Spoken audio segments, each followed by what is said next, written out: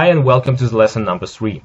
This particular lesson will be really useful for people working with the same file received from different people that contains similar information.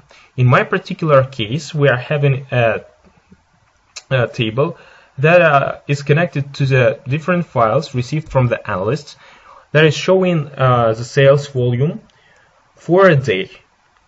I don't have a lot of files for you to reconnect, so basically I'm simulating this reconnection through the random formula, and basically when we are recalculating, this is similar to the situation when we are reconnecting to the file.